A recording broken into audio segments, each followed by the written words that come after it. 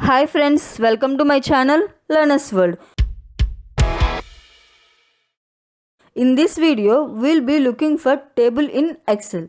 We'll see from basic to the advanced level. First, let's see the basic level with different options. If you see on the screen, I have some data. That is date, product, region, name, unit, sales and expenses. Now, I want to create a table for this data. For that, we can do it in two ways. First one is by using the shortcut Ctrl T. First, T means here table. First, keep the cursor in the data and then press Ctrl T. Once I press Ctrl T, it will automatically select the data. That is, the table range is selected. If you see, I have selected here my table has headers option because here I have the column headers. That means I have the column table headers. So that is the reason I have selected this option and then click on OK. So now my table is created. So this is how we create the table by using the shortcut Ctrl T. Now I am removing this table to show you the second way how to create the table. Undo it or press Ctrl Z. My table is removed. Now the second way is keep the cursor in the data and then go to Insert tab. In Insert tab, if you see, the third option is table. When you click on that, the same dialog box will be open and my table range is already selected and also I am selecting my table has header option also and then click on OK.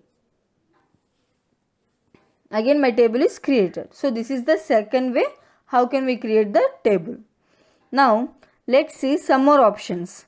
When I keep my cursor on the table, if you see, when I keep the cursor on the table, at the top I'll get a design tab. When I come out of the table, the design tab will be removed. Again when I keep the cursor on the table, the design tab will be displayed.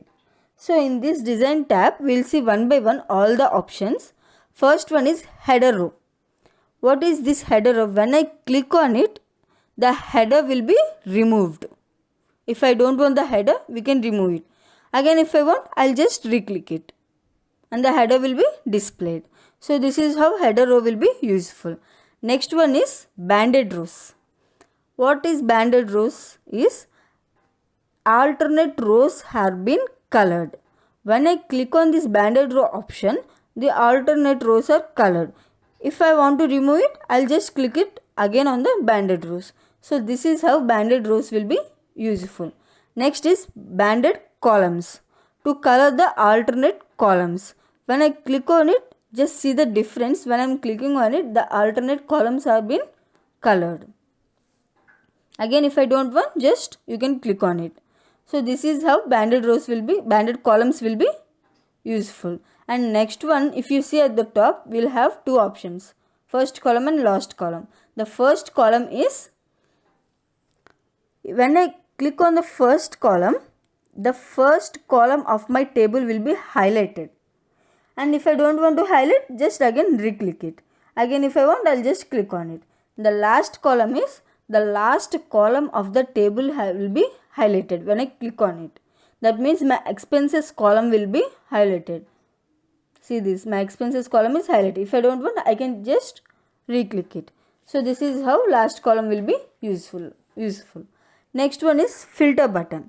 Is mainly used for sorting, filter and many more options also. So if I want a filter button, I can click on it. If I don't want, you can remove it by clicking on the same filter button option. So this is how filter button will be useful. Next one is, we will see the important thing is total row. The total row option. When you have a table, you will be requiring many functions like sum, max, min. All these options will be required by you. If you see here, when I click on the total row option, just click on the total row option, the total will be displayed. That means my expenses total will be automatically displayed. So this value is the sum of these expenses. Now I don't want this sum, I want some other option like max, min, all these options I want. For that, just click on the total cell. You will get a drop down list. You can select whichever you want from these loads of options. This is how this total row will be useful. Now now I got for expenses. Then what about sales? Now I want average of the sales or minimum of the sales. It is also very easy. Just keep the cursor in that column. You will get a drop down. Just you can select whichever the option you want. Here I am selecting maximum. Maximum sales is 1380.97. And for units, I am selecting minimum units. For units also you will get. And for name, here we cannot select sum, min, maximum. You can only select the count option because these are not numbers. For example, if I select here like count numbers, I will be getting the answer as 0 because there are no numbers here. So we have to select only the count option. Next is region. For region, for example, here also we can use only the count option. If I use the other option, it will not be displayed. Let's see now if I use the average option. If I use the average option, it is not, we will not get any answer. So we will take only the count function. So this is how this total row will be useful. Now let's see how to color your table or how to make your table attractive with different colors. If you see at the right hand side, there is an option called table styles. If you go to the table style option, you will find many colors for your table. Not only the colors but also the shapes. That means how it can display, the various ways to display. When I am moving the cursor, you can see the different colors it will be displaying. Whatever color is useful for you, you can select it. So this is about the basics of table in Excel. Now we will see the advanced table in Excel, like renaming, resizing the table and many more options we are going to see now. Before that, I'll just take a like gray color option so that it will be looking good in my table. So I'm taking off blue color and selecting the gray color so that my data will be displayed properly. Now as the table is already created, now let's see how can we rename it. So to rename the table, just keep the cursor in the table, keep your cursor anywhere in the table, and then in design tab, if you see to the left corner, there is an option called table name. So this table name by default it has taken as table 4. I am removing it and I am giving the table name as Learner's World. So this is my table name. I have created that means I have renamed my table. Let's see once again.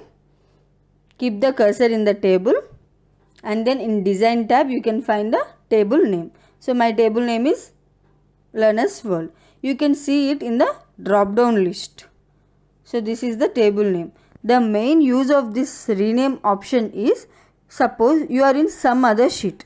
If you want to open this table from that sheet, so from this drop down you can get the table name and navigate it easily. So this is how you can rename the table and how it is useful in Excel. Now the next one is how to resize the table. Go to the design tab.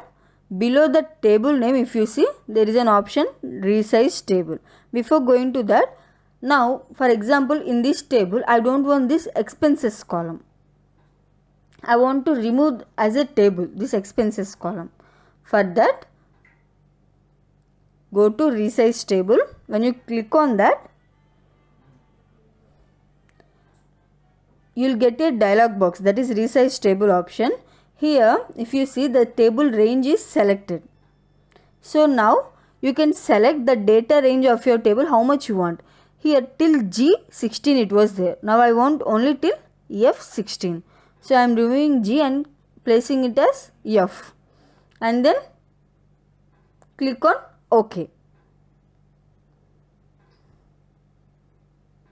If you see, now my table range is up to sales only. Expenses is not my table. How can I tell is, when I click on the expenses, at the top the design is not getting displayed, but when I click on the table, the design tab is displayed. So now this expenses is not in my table. You can remove it or delete it. Now this is how we can resize our table. Now next one we will see, the next option which one we will see is, we will see the slicer for table. Slicer is nothing but the friendly filter. How can we use it? Keep the cursor in the table, and then when you keep the cursor in the table, go to the design tab. In design tab, if you see, there is an option known as insert slicer. Insert, when you click on that, it will be showing all your column headers. So for what you want slicers, for date or for product or for region, for what purpose, for which option, for which column you want slicer. Here I am taking as name. I want for name.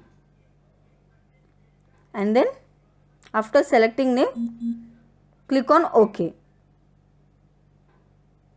So for names, the slicer has been created. Usually managers don't go to the filter option, and then like if I go to the name filter, here there are many names, go into the filter option and then do the process.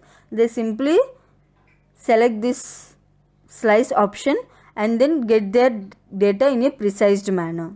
If they want the specific data of Morgan, they'll just click on that and then get the data. So this is how we can do the slicer option, how it is useful. Now I don't want this slicer. I want to come out of this slicer. I want the full data. For that you no need to go again, go to the design tab and again insert slicer. All these you no need to do. If you do, nothing will be shown here. Just move on to cancel or remove it. You can simply, in this slicer box only, at the top if you see clear filter, you can see, then your filter will be removed. For example, now you don't want even this slicer box also. The name slicer box which you have, even this one you don't want. Just click on this box, select this box and then press delete button. Then it will get removed. So this is about how slicer will be useful in Excel. Now the next one is, how can we remove a blanks or duplicates from the table. So if you see here, I have three options: pencil, pencil, pencil, and with same date. These are duplicate. Let me color it once. I am just coloring it so that you can understand. So there are three options. So these three are duplicate options. Now I want to remove the duplicates and only the original one I want here. For that, what can we do is, keep the cursor anywhere in the table, not only on these three, anywhere in the table, and then go to the design tab. If you see here, there is an option remove duplicates. When you click on that, so you have to make sure that you select the option select all, because you can't only remove the duplicate of region or remove the duplicate of name. You have to select all and then OK. If you see here, 2 duplicate values found and removed, 11 unique values remained. So now we have 11 unique values, and the remaining 2 duplicate values which we have seen before, it has been removed. This is how we can remove the duplicate values from a table. When there is a huge data, it will be very useful to remove the duplicate values. Now let's see one more important one is convert to range. How this convert to range useful is, if you don't want this table, in that case we can use this convert to range. That means you want to remove this table. For that, go to design. If you see, there is an option convert to range.